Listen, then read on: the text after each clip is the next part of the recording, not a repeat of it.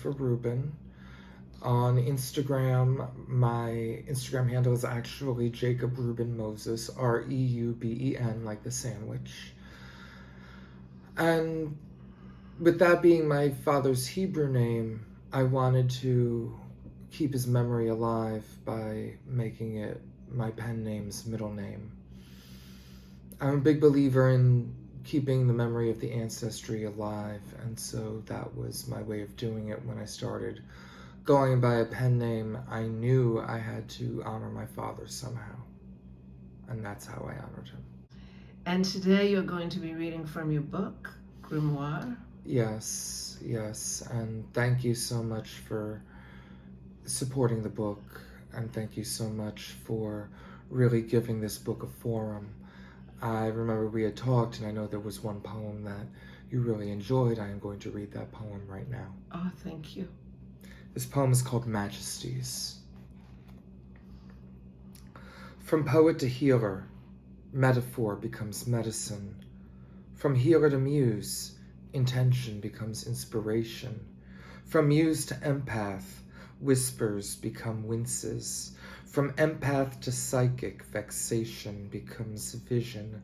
From psychic to wizard, mystical becomes magical. From wizard to sage, spells become solace. From sage to artist, advice becomes aesthetics. From artist to father, paint becomes paternity. From father to Jew, gratitude becomes God. From Jew to poet, stars become stories. I have read the poems in your book, and that is my favorite. Thank you for reading that. Oh, absolutely. You're very welcome, Rhoda. Would you like to read a few more? Absolutely. Do you have a favorite? Yes, I do. There's one that I feel really summed up who I was pretty nicely, especially when it came to going through a name change, going by a pen name. And this is the origin of that pen name and how I came to become Jacob R. Moses. This is called Genesis of Jacob. On the pink moon, I left behind a dozen years of instability. A tribe was born for every year I tossed insanity into the forge. Each tribe presented a gift rising from these sacrifices. My darkness illuminated by the rising sun of Reuben. My walls excavated through subterfuge of Simeon. My heart protected through vision of Levi, my weakness absolved via the lion's heart of Judah, my justice calibrated through the scales of Dan, my kindness liberated by the dough of Naphtali, my community connected with the tents of God, my peace harvested within the olives of Asher, my universe explored through observations of Issachar, my finances supplemented by the travels of Zebulun, my dreams realized through many prophecies of Joseph, my sacrifices rationed through the appetite of Benjamin, indiscretions, sacrileges, lamentations, transgressions.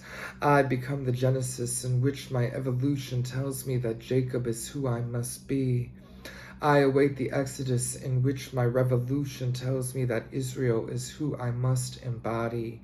I am the healing force who dwells in gardens inherently nourished. I am the poet who has survived long enough to scribe his legacy. Thank you. That was about deleting 12 years of my life off Facebook. What happened? Not really much to tell, but I know that I wanted to really be rid of a lot of the chaotic things I wound up saying over the years. I had a Facebook when I was in my 20s. I'm 42 now. So I don't want to really be associated with a lot of the things that I said in my 20s. So I decided to just delete everything instead of just cherry picking all the things that I just didn't want anybody to see. Was that hard to do? Yes. But then another reason was because I was going through issues with addiction. And I was going through detox, and I would have rather gone through detox without spewing any kind of vitriol at anything and anyone and anywhere during that period. I really wanted to have a great sense of privacy. And the interesting thing is that May is actually the month that is the birthday of Jacob Moses. Happy birthday. Yes, June 17th is my real birthday. But the birthday of Jacob Moses on Facebook and Instagram happened in mid-May. Well, today is May 13th, and I'm Right. happy you're here. Right, I believe it's May 17th or May 19th. I don't remember when, but I'll check my memories. I'll see when the next one is. But yeah. Do you remember a lot of things? Do you have a photographic memory? In a lot of ways, yes. I think photographically, many a time movies I'll remember, and music, lyrics, very big on song lyrics, memorizing song lyrics. But ultimately, I feel that many of my photographic memories do involve my performances, and sometimes they're a little bit foggy, but at the same time, when I released a book under my legal name, Jack M. Friedman, it was called Tobias, and during that period, the room was incredibly packed. It happened at the Nothing New Thrift Shop, and I was truly amazed by the outpouring of support I wound up getting. And mind you, this was back in 2016. This was pre-COVID, so it was actually okay for a room to be packed. Right. But you remember your performances? Do you remember books you read? I do know that there are poems that I've definitely had memorized. I mean, Stopping by Woods on a Snowy Evening by Robert Frost is one that I remember vividly. Really? Can you recite that poem? From memory, absolutely. Oh, thank you. Please do so. Stopping by Woods on a Snowy Evening by Robert Frost. Whose woods these are, I think I know. His house is in the village, though. He will not see me stopping here to watch his woods fill up with snow. My little horse must think it queer to stop without a farmhouse near. Between the woods and frozen lake, the darkest evening of the year. He gives his harness bells a shake to ask if there is some mistake. The only other sounds the sweep of easy wind and downy flake. These woods are lovely, dark and deep, but I have promises to keep, and miles to go before I sleep, and miles to go before I sleep. Thank you. Do you have another poem to read, either from your book or a cherished poem? Let's see, I'm gonna pick a random one. I like to do like bibliomancy, where I just turn to a random page. Okay, great. This poem is called This Isn't Happening. Now, this was inspired by a song by Radiohead called How to Disappear Completely. And the form here is called a bop, which is where you craft a poem around a refrain from a song. And the refrain is, "This isn't happening." This is the first time I've read this out loud. I am trying to get through this morass. These endless days of boredom will pervade, my patience dying with melancholy, alacrity I attempt to maintain, all the while wishing this was all a dream, overtly dreaming and screaming aloud, "This isn't happening."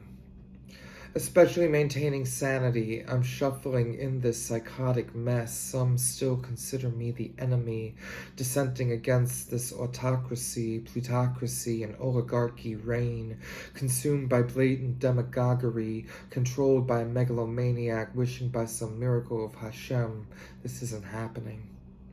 But now I'm staying somewhat productive, attempting to write through all my anguish, passing through life as phantoms of sickness. It's been too long since I've seen the ocean. Compassion agitated through his mess. My empathy will survive so long as this isn't happening. Whoa. Thank you.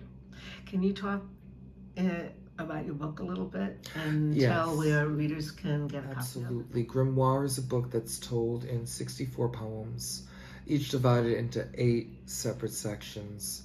It's set up like a spell book. A grimoire is essentially a spell book. And magic appears throughout this entire book. Like, for example, there's a money charm here, a makeshift money charm with a circle. Did you do the illustrations? I did. The illustrations were done by my publisher, Tony Langhorne, and he was the person who did the cover art for Grimoire. Right, He did yes. these inner corners and pages here. And there is an assortment of artwork that goes along with many of these, such as this one.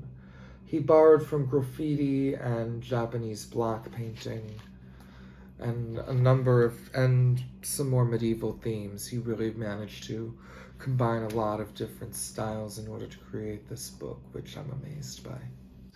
And people can buy this book on Amazon? People can buy it on Amazon, although with Amazon there's always about 5 books left in stock, so definitely I encourage people to, encourage Amazon to stock it. I also encourage people to look for the book at the Staten Island Barnes & Noble in the local authors section. Okay, great. Listen, thank you so much for coming today. This has been part 2 of our interview with Jacob R. Moses. Thank you so much for watching. Please subscribe and share your opinion with us. We'll have much more coming with painters, musicians, photographers, storytellers, and of course, more poets.